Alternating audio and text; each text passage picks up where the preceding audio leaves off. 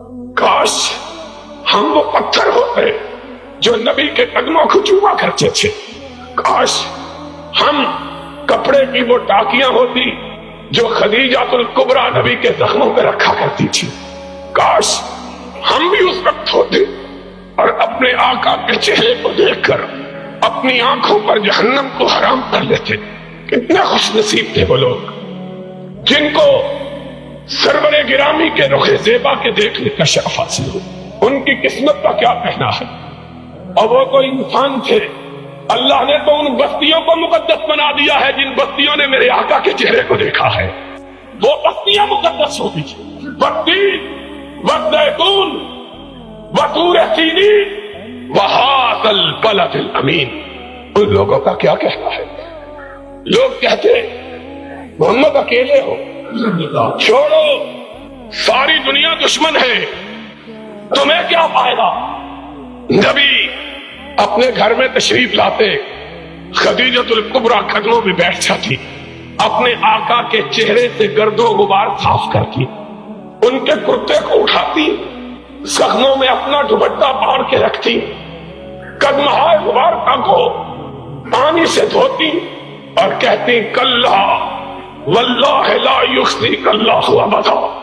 میرے آقا، میرا رب تیرے ساتھ ہے، اور جس کے ساتھ رب ہوتا ہے دنیا کی کوئی طاقت اس کو پسپا نہیں کر سکتی۔ محمد پھر اٹھتے، فَاصْدَعْ بِمَا تُؤْمَرُ وَأَعْرِضْ عَنِ الْمُشْرِكِينَ۔ مکہ کے بازاروں میں جا کر توحید کا پھر پرچم بلند کرتے، پھر مار پڑتی، پھر گھر آتے۔ اور مورخین نے لکھا ہے ایک دفعہ نبی کائنات کو اتنا مارا کہ حضور بے ہوش ہو کر مکہ کے ایک چوراہے میں گر پڑے۔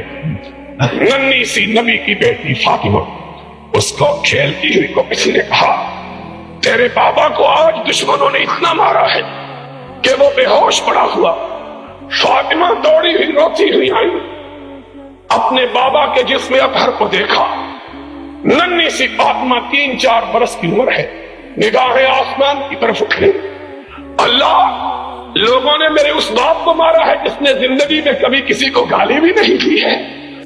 اللہ، میرے بابا نے گالی تو بڑی بات ہے، میں نے تو اس دن بھی اپنے بابا کو دیکھا تھا جب اس کے گلوئے اخر میں نماز کی حالت میں لوگوں نے کپڑا ڈالا ہوا تھا، اس کے گلے کو گھونٹ رہے تھے، اس کی آنکھیں باہر ابل پڑی تھی، لیکن اللہ، وہ اس وقت بھی نہ تیری بارگاہ سے ہٹا، نہ ان کے بارے میں کوئی لفظ برا کہا۔